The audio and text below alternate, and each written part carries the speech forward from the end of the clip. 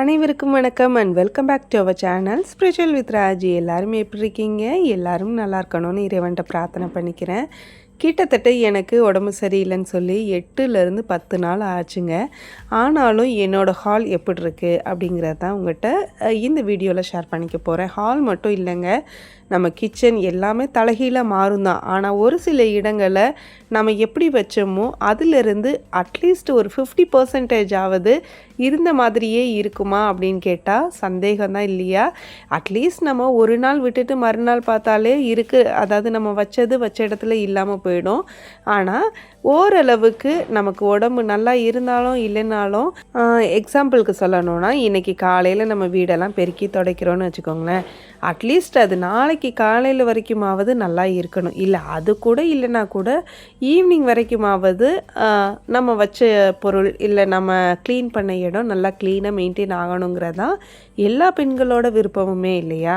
நம்மளோட எண்ணம் ஒரே மாதிரி இருந்தால் கண்டிப்பாக இந்த வீடியோ உங்களுக்கு பிடிக்கும்னு நினைக்கிறேன். வீடியோக்குள்ளே போகிறதுக்கு முன்னாடி அனைவருக்கும் வணக்கம் and welcome back to our channel spiritual with Raji. எல்லாரும் எப்படி இருக்கீங்க? எல்லாரும் நல்லா இருக்கணும்னு இறைவன் கிட்ட பிரார்த்தனை பண்ணிக்கிறேன். வீடியோவை ஸ்கிப் பண்ணாமல் பாருங்கள், அப்போ தான் நான் சொல்லக்கூடிய விஷயங்கள் உங்களுக்கு தெளிவாக புரியும். வாங்க வீடியோக்குள்ளே போகலாம்.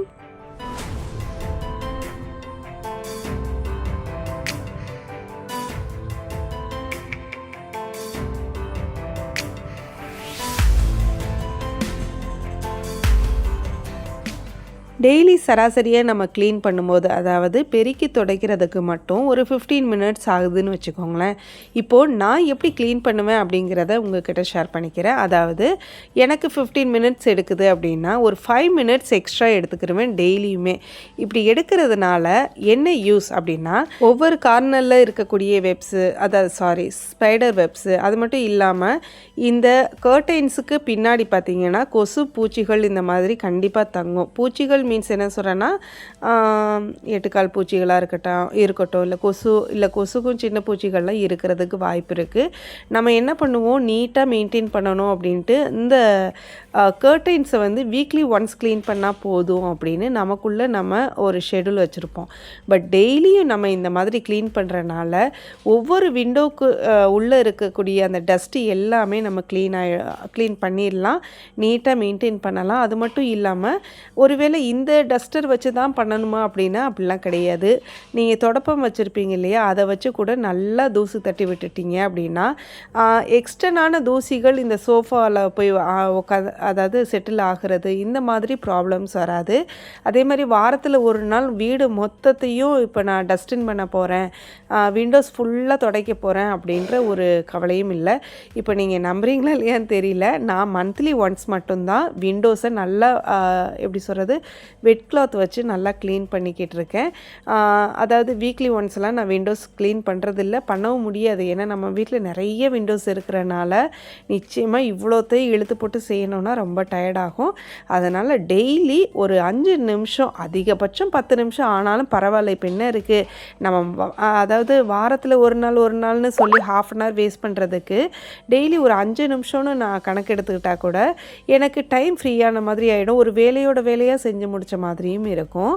அதனால் எப்பயுமே கர்டன்ஸ் நல்லா தட்டி விட்டு அதில் இருக்கிற அந்த டஸ்ட் எல்லாமே கிளியர் பண்ணி விட்டுருவேன். அந்த கேப்பில் இருக்கிற டஸ்ட்டையுமே ஃபுல்லாகவே கிளியர் பண்ணி விட்டுருவேன்.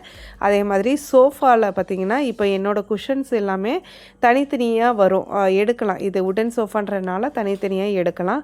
அதோட கேப்லேயும் ஏதாவது குழந்தைங்க சிந்திருந்தாங்க, இல்லை நான் சாப்பிடும்போது சிந்திருந்தனால மேக்ஸிமம் பார்த்திங்கன்னா டெய்லி 2 வேளை சாப்பிட்றது சோஃபாவில் உட்காந்து டிவி பார்த்துக்கிட்டே தான் நான் சாப்பிடுவேன்.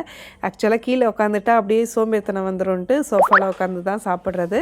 பட் சிந்த மாட்டேன், சிந்தினாலும் அதுக்காக நம்ம சொல்ல முடியாது இல்லையா, இப்படி தான் சாப்பிட முடியும், இப்படி தான் சாப்பிடணும்னு சொல்ல முடியாது. அதனால் ஒரு சில டைம் ஸ்நாக்ஸ் சாப்பிடும்போது பசங்க சிந்துனா கூட ஒவ்வொரு சோஃபா அதில் வந்து ஒரு இதில் 6 சோஃபாஸ் இருக்கும், லென்த்தாக இருக்கு இல்லையா, இதில் 2 இருக்கும். அது எல்லாத்தையுமே எடுத்துகிட்டு அதுக்கு அடியில் தூசு இருக்கா அப்படின்னு பார்த்துட்டு லைட்டாக தட்டி விட்டுருவேன். ரொம்ப டீப்பாலாம் டெய்லி பண்ண மாட்டேன், அதிகபட்சம் 5லேருந்து 10 நிமிஷம். அதுக்கு அடுத்ததாக ஒரு 2 நாளைக்கு ஒரு தடவை இந்த ஃப்ளவர் வேஸில் இருக்கிற அந்த ஃப்ளவர்ஸ், அதாவது இது ஆர்டிஃபிஷியல் ஃப்ளவர்ஸ். நம்ம நினைப்போம் ஆர்டிஃபிஷியல் ஃப்ளவர்ஸ் வச்சோன்னா டஸ்ட் ஆகாதுன்னு ஆக்சுவலாக பார்த்தீங்கன்னா லைவ் பிளான்ட்ஸ் வைக்கிறது எவ்வளோ பெட்டர்னு நான் சொல்லுவேன். டஸ்ட்டே சுத்தமாக ஆகாது. ஆனால் இந்த ஆர்டிஃபிஷியல் ஃப்ளவர்ஸ் வச்சுருந்தோன்னு வச்சுக்கோங்களேன், கண்டிப்பாக அடிக்கடி வாஷ் பண்ண வேண்டியதாக இருக்கும். இந்த ஃப்ளவர்ஸ் கிட்ட அதாவது ஃப்ளவர் வேஸை வந்து லைட்டாக பின்னாடி எதுவும் டஸ்ட் இருக்கான்னு தட்டி விடுவேன். டெய்லிலாம் பண்ண முடியாது, பண்ணினாலும் கொட்டி போயிடும். எப்பப்போ தோணுதோ 2 நாளைக்கு ஒரு தடவை அப்படின்னும் நான் கன்ஃபார்ம் பண்ணலை. இதில் டஸ்ட்டு இருக்கிற மாதிரி இருக்க உடனே தட்டிடுவேன். பட் வீக்லி ஒன்ஸ் இது நடக்கும். அது முன்ன பின்ன மாறும்னு வச்சுக்கலாமே. அடுத்ததான் நம்ம வீட்டில் இருக்க இந்த ஸ்டேர்கேஸோட கைப்பிடி. ஏன்னா அந்த கைப்பிடி துடைக்கிறது கொஞ்சம் கஷ்டம்தான். பட் அதை ஒரு கேம் மாதிரி நம்ம வீட்டில் நான் க்ளீன் பண்ணுவேன். எப்படின்னா, கீழே வந்து லாண்ட்ரி பாஸ்கெட்டு எதுவுமே நான் வச்சா அங்கேயும் கொசு பூச்சிகள் எதுவும் வந்துடக்கூடாதுன்றதுக்காக ஃபஸ்ட் ஃப்ளோரில் தான் வச்சுருக்கேன். அந்த லாண்ட்ரி பாஸ்கெட்டில் உள்ள அதாவது இன்றைக்கி என்ன ட்ரெஸ்ஸஸ் போடுறோமோ, இன்றைக்கி ஒரு 4 ட்ரெஸ் போடுறோம் 4 பேர் அப்படின்னா, அந்த 4 ட்ரெஸ்லேருந்து 5 ட்ரெஸ் போடுற அளவுக்கு மட்டும் சின்ன பேஸ்கெட்டு பெட்ரூமில் வச்சுருக்கேன். அதை டெய்லி கொண்டு போய் அந்த லாண்ட்ரி பாஸ்கெட்டில், அதாவது ஃபஸ்ட் ஃப்ளோரில் இருக்கக்கூடிய லாண்ட்ரி பாஸ்கெட்டில் நான் போட்டுருவேன். அப்படி போட்டுட்டு மிஷின்லேயுமே துவைக்க வேண்டிய துணியை துவைக்கிறதுக்கு என்னென்ன செய்யணுமோ அதை மாடியில் செஞ்சுட்டு வரும்போது அதாவது க்ளீனிங் கிளாத் ஒன்று வச்சுருப்பேன், வெட் கிளாத்தை வச்சுக்கிட்டு சர்றன்னு மேலேருந்து கடன்னு நம்ம இந்த ஓடி வருவோம்ல, அந்த மாதிரி புது மாப்பிள்ளையை பார்க்க வரும்போது அந்த பெண் எப்படி ஓடி வருவாங்க அந்த மாதிரி. ஆக்சுவலாக தப்பாக எடுத்துக்காதீங்க. நான் இது எல்லா பெண்களும் சந்தோஷமாக ஒரு சில வேலைகளை செய்யணும், அதே நேரத்துக்கு அவங்கவுங்களுக்குன்னு சில நேரங்களை ஒதுக்கணுன்றதுக்காக தான்ப்பா சொல்கிறேன். ஏன்னா ஒரு சிலருக்கு அது பிடிக்குது, ஒரு சிலர் இப்படிலாம் பேசுகிறீங்க அப்படின்லாம் யோசிக்கிறீங்க, அதனால தான் சொல்கிறேன். அந்த மாதிரி கடன்னு மேலேருந்து அந்த ஸ்டேர்கேஸோட அந்த கைப்பிடியே தொடச்சிக்கிட்டே வந்துடுவேன். சர்றன்னு மேலேருந்து ஒரு ப்ரெஸ் கொடுத்துக்கிட்டே வந்தேன்னு வச்சுக்கோங்களேன், கீழே வந்து விட்டுரும். அந்த மாதிரி க்ளீன் பண்ணுவேன். அந்த ஒவ்வொரு கம்பி இருக்கு இல்லையா, அப்படியே நான் டிவி யூனிட்டுக்கிட்ட இருக்கு இல்லையா, அதுக்கு மேலே இருக்க அந்த ஒவ்வொரு கம்பியில் ஒரு சின்ன டிசைன் கொடுத்துருக்கோம். அந்த டிசைனில் தான் பார்த்திங்கன்னா அழுக்குகள் அதிகமாக இருக்கும். அதெல்லாம் நான் மந்த்லி ஒன்ஸு இல்லை ட்வைஸ் இந்த மாதிரி டைமிங்கில் பண்ணுவேன். ரொம்ப ஸ்பைடர் வெப் இருக்குது அப்படின்னா அந்த மாதிரி டைமிங்கில் பண்ணுவேன். வீக்லி ஒன்ஸ்லாம் பண்ண முடியாது, நிறைய இருக்குது. அதே மாதிரி டிவி யூனிட்டு, அந்த டிவி யூனிட்டையுமே பார்த்திங்கன்னா தெரியும், நிறைய திங்ஸ் எல்லாம் அதில் நான் அடுக்கலை. அது மட்டும் இல்லை, அதில் அதாவது ப்ளூடூத் ஸ்பீக்கர் வச்சுருக்கேன், டிவி இருக்குது, ஒரு 4-5 பொருட்கள் குபேரர் இருக்காங்க. இவங்கெல்லாம் பார்த்திங்கன்னா ரொம்ப டஸ்ட் ஆகக்கூடிய பொருட்கள் கிடையாது. டஸ்ட் ஆகாத அளவுக்கு தான் ஒவ்வொரு பொருளையுமே பராமரிச்சுக்கிட்டு இருக்கேன். ஒரு பொருள் வாங்கினா கூட அழகாக இருக்கே, சூப்பராக இருக்கே அப்படின்னு நான் வாங்க மாட்டேன். இதை எப்படி டஸ்ட்டை க்ளீன் பண்ணலாம் அப்படிங்கிற மாதிரி தான் எந்த பொருள் வாங்கினாலும் யோசித்து வாங்குவேன். நம்மளால் மெயின்டைன் பண்ண முடியுமா அப்படிங்கிறதையுமே யோசித்து வாங்குவேன். எனக்கு வேலை செய்கிறது ரொம்ப ரொம்ப பிடிக்கும். ஆனால் அதுக்காக இது அழகாக இருக்குது அப்படின்றதுக்காக எல்லா டைமும் அது க்ளீனாக இருக்கும்னு சொல்ல முடியாதுல்ல. நம்ம ஒரு பொருள் வாங்குகிறோன்னா இந்த டைம் எல்லாமே க்ளீனாக தான் இருக்குன்னு சொல்ல முடியாது. அதை க்ளீன் பண்ணுற பொறுப்பு நம்மக்கிட்ட தான் இருக்குது. அந்த பொருளை பத்திரமா பார்த்துக்கிற பொறுப்பும் நம்மக்கிட்ட தான் இருக்குது.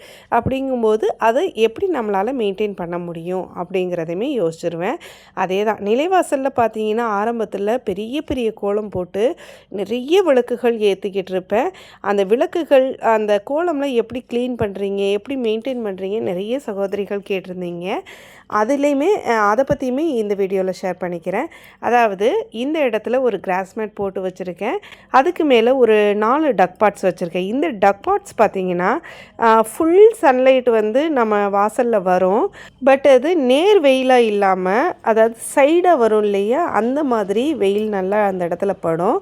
அந்த பாட்டில் பார்த்திங்கன்னா கிட்டத்தட்ட 2 நாளைக்கு ஒரு தடவை தான் நான் தண்ணி ஊற்றுறேன். ஆனால் நம்புகிற மாதிரி இருக்காது. டெய்லி தண்ணி ஊற்றணுமா செடிகள் வச்சா அப்படின்னு நிறைய பேர் நினைப்போம். அப்படி கிடையாது.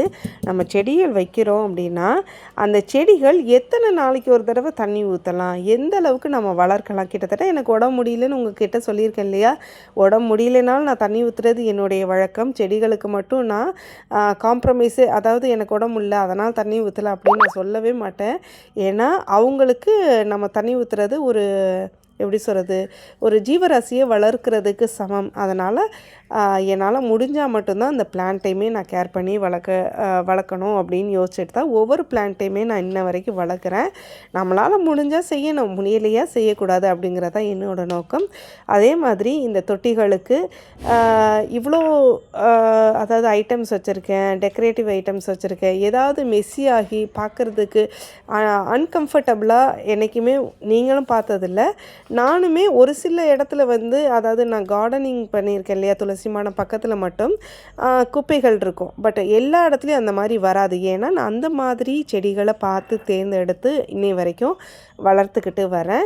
இதை தான் உங்ககிட்ட சொல்கிறேன். என்ன ரீசன்னா, நம்மளால் மெயின்டைன் பண்ண முடியக்கூடிய பொருட்களை வாங்குங்க. பொருட்கள் வாங்குறது தப்பு இல்லை, டெக்கரேட் பண்ணுறது தப்பு இல்லை. இப்போ உருளி வைக்கிறீங்களா, அந்த உருளியை நம்ம எப்படி க்ளீன் பண்ணலாம், எப்படி மெயின்டைன் பண்ணலாம். இப்போ ஸ்டார்டிங்கில் நம்ம சேனல் பார்த்துருந்தீங்கன்னா பித்தளை உருளி தான் வச்சுருப்பேன். பட் நான் 2 நாளைக்கு ஒரு தடவை அதை க்ளீன் பண்ணுற மாதிரியே இருக்கும். மெயின்டைன் பண்ணிக்கிட்டே இருக்கிற மாதிரி இருக்கும். கொஞ்சம் விட்டால் கூட அதோட கலர் ஒரு மாதிரி சேஞ்ச் ஆகிடும். என்ன ரீசன்னா, அதாவது நான் வெளியில் வைக்கிறனால அந்த உருளி ஃபுல்லாகவே தண்ணி படுறதுனால அதே மாதிரி கலர் சேஞ்ச் ஆகிடும். 2 நாளே சேஞ்ச் ஆகிடும். நார்மலாக பித்தளை உருளி எல்லாமே 2 நாளில் கலர் சேஞ்ச் ஆகாது. மினிமம் 1 வீக்காவது ஆகும். பட் நான் இந்த இடத்துல கிளே உருளி, அதாவது மண்ணில் செஞ்ச உருளி வச்சுருக்கேன். ஒருவேளை நான் பூக்கள் மாற்றலைன்னா கூட அந்த தண்ணி என்ன ஆகும்னா அந்த மண் இழுத்துக்கிறோம். அதாவது ஒரு மாதிரி பார்க்குறதுக்கு ரொம்ப கிளம்ஸியாக இருக்காது. அதனால தான் நான் மண் உருளி வாங்கினேன். இன்னொன்று கண்ணாடி உருளி நம்ம உடைக்காத வரைக்கும் அது நமக்கு ரொம்ப ரொம்ப ரொம்ப பெட்டர். எப்படி சொல்கிறது, கன்வீனியண்ட்டாக இருக்கும். நம்ம ஈஸியாக க்ளீன் பண்ணலாம். பூக்கள் காஞ்சு போனால் கூட ஈஸியாக மெயின்டைன் பண்ணுற மாதிரி இருக்கும். முடிஞ்ச வரைக்கும் நம்ம எல்லாமே செஞ்சுருவோம்ப்பா. பட் முடியலைன்னா என்ன செய்ய முடியும்? அந்த நேரத்தில் நம்ம எப்படி துரிதமாக யோசிக்கலாம், நம்ம எப்படி நம்ம வீட்டை மெயின்டைன் பண்ணலான்றதை பற்றி தான் இந்த வீடியோவாக இருக்கும்னு நினைக்கிறேன். ஏன்னா நிறைய பெண்கள் வேலை பார்த்துக்கிட்டே தான் இருக்கிறோம். நமக்கு பிடிச்சும் சில வேலைகள் பார்க்குறோம், பிடிக்காமலும் சில வேலைகள் பார்க்குறோம். ஆனால் ஒரு 2 நாள் ரெஸ்ட் எடுக்கிறோம். ரெஸ்ட்டு கூட ஃபுல்லாக யாரும் எடுத்துருக்க மாட்டோம். நான் கூட ஃபுல்லாலாம் ரெஸ்ட் எடுக்கல. சமைக்க, அதை க்ளீன் பண்ண, மறுபடியும் கொஞ்ச நேரம் ரெஸ்ட் எடுக்க, மறுபடியும் க்ளீன் பண்ணன்னு தான் செஞ்சுக்கிட்டு இருந்தேன். இருந்தாலும் அந்த 2 நாளுக்கு அப்புறம் வர வேலையை நினச்சா தான் பெரிய தலைவலியாக இருக்குது. ஏன்னா நம்ம ரெஸ்ட் எடுத்துட்டோம் அப்படின்னு பார்த்தா துணியிலேருந்து பாத்திரங்கள்லேருந்து எல்லாமே சேர்ந்து போயிடும் இல்லையா. அதெல்லாம் 1 by 1 நான் அடுத்தடுத்த வீடியோவில் நான் சொல்கிறேன். இப்போ இந்த நிலைவாசலில் கூட பார்த்திங்கன்னா ஸ்டார்டிங்கில் மண் விளக்கு பயன்படுத்திக்கிட்டு இருந்தேன். மண் விளக்கு தான் பயன்படுத்தணும், அதுதான் நல்லதுங்க கூட. ஆனால் இந்த விளக்குகளை க்ளீன் பண்ணணும் அப்படின்னு நினச்சிட்டா மட்டும் நம்ம ஒரு லெவலுக்கு மேலே போனால் கண்டிப்பாக பண்ண முடியல. அட்லீஸ்ட் இன்றைக்கி நம்ம தீபம் ஏற்றுறோன்னா இன்றைக்கி க்ளீன் பண்ணலாம், இல்லை ஒரு 2-3 நாளுக்குள்ளே மண் விளக்கு க்ளீன் பண்ணிடலாம். பட் ஒரு வாரம் ஆகுது அதை க்ளீன் பண்ணணும் அப்படின்னா கண்டிப்பாக ரொம்ப கஷ்டப்படணும். அந்த ப்ரெஷ்ஷே வீணாக போயிடும். இதை நிறைய பேர் ரியலைஸ் பண்ணியிருப்பீங்கன்னு நினைக்கிறேன். அதனால தான் இந்த விளக்கு மாடத்துலையுமே ஒரு பிளேட்டு வச்சு தீபம் ஏற்றுறேன். அது ஸ்டெயின்லெஸ் ஸ்டீல் பிளேட்டு தான் வைக்கணுமா, இந்த பிளேட்டு தான் வைக்கணுமாலாம் அப்படிலாம் கிடையாதுங்க. உண்மையை சொல்லணுன்னா நானும் எவ்வளோ பிளேட்டு தேடி அலைஞ்சிட்டேன். மண்ணில் கூட பிளேட்டு இருக்கும் இல்லையா, அதுவுமே வச்சு பார்த்துட்டேன். அதில் பார்த்திங்கன்னா அதுலேயும் எண்ணெய் லீக் ஆகி அதுலேயும் ஒரு மாதிரி மெஸ்ஸியாக ஆரம்பிச்சிச்சு. அதுவும் க்ளீன் பண்ணுறதுக்கு டைம் அதிகமாக எடுத்துச்சுன்னு தான் இந்த ஸ்டெயின்லெஸ் ஸ்டீல் பிளேட்டை நான் யூஸ் பண்ணிக்கிட்டு இருக்கேன். அதே மாதிரி கீழே அந்த எலிஃபண்ட் சவுக்கி, அதாவது அந்த யானை மனை இருக்கு இல்லையா, அந்த மனையிலையுமே பார்த்திங்கன்னா மண் விளக்கு நான் வைக்கலை. அதாவது பெரிய கீழே வந்து ஒரு எப்படி சொல்கிறது, ஸ்டாண்டோடு வரும் இல்லையா, அந்த விளக்கை தான் ஏற்றி வச்சுருக்கேன். அப்போ தான் கொஞ்சம் ஆயில் சிந்தாது, கீழே க்ளீன் பண்ணுறதுக்கு ஈஸியாக இருக்கும். அதே மாதிரி அது செராமிக்கோட சேர்ந்ததுன்றனால செராமிக் விளக்கு வச்சுருக்கேன். நம்ம பூஜை ரூமில் ஒரு மண் விளக்காவது இருக்கணும், இல்லை நம்ம வீட்டிலே ஒரு மண் விளக்காவது இருக்கணுன்ட்டு தான் வீட்டில் ஒரே ஒரு மண் விளக்கு சாஸ்திரத்துக்கு ஏற்றிக்கிட்டு இருக்கேன். இப்போது இந்த வீடியோவில் ஒரு சின்ன விஷயமாவது உங்களுக்கு யூஸ்ஃபுல்லாக இருக்கும் அப்படின்னு நான் நினைக்கிறேன். ஏன்னா நம்ம வீட்டு வேலைகளும் செய்யணும், நம்மளும் சந்தோஷமாக இருக்கணும், நம்ம குடும்பத்தாரும் சந்தோஷமாக இருக்கணும். அதாவது நம்ம குழந்தைங்க கூடயும் நம்ம ஸ்பெண்ட் பண்ணணும். அதுக்கு தகுந்த மாதிரி வேலைகளும் செய்யணும். என்னோடய வேலைகளும் தொடர்ந்து செஞ்சுக்கிட்டே தான் இருப்பேன். இனிமேல் கோலமும் பெருசாக போட்டு பிரம்ம முகூர்த்த பூஜைலாம் தொடர்ந்து கொடுப்பேன். ஆனாலும் வேலைகளை எப்படி ரொம்ப டிப்ரெஸ்ட் ஆகாமல், டென்ஷன் ஆகாமல் செய்யலான்னு அடுத்தடுத்த வீடியோக்களில் உங்கள் கூட ஷேர் பண்ணுறேன். இந்த வீடியோ உங்களுக்கு பிடிச்சிருக்குன்னு நினைக்கிறேன். இந்த வீடியோ உங்களுக்கு பிடிச்சிருந்தா மறக்காமல் ஷேர் பண்ணுங்கள், சப்ஸ்கிரைப் பண்ணுங்கள், கமெண்ட் பண்ணுங்கள். மறக்காமல் ஹைப்ன்ற ஆப்ஷனையும் ப்ரெஸ் பண்ணுங்கள். தேங்க்யூ.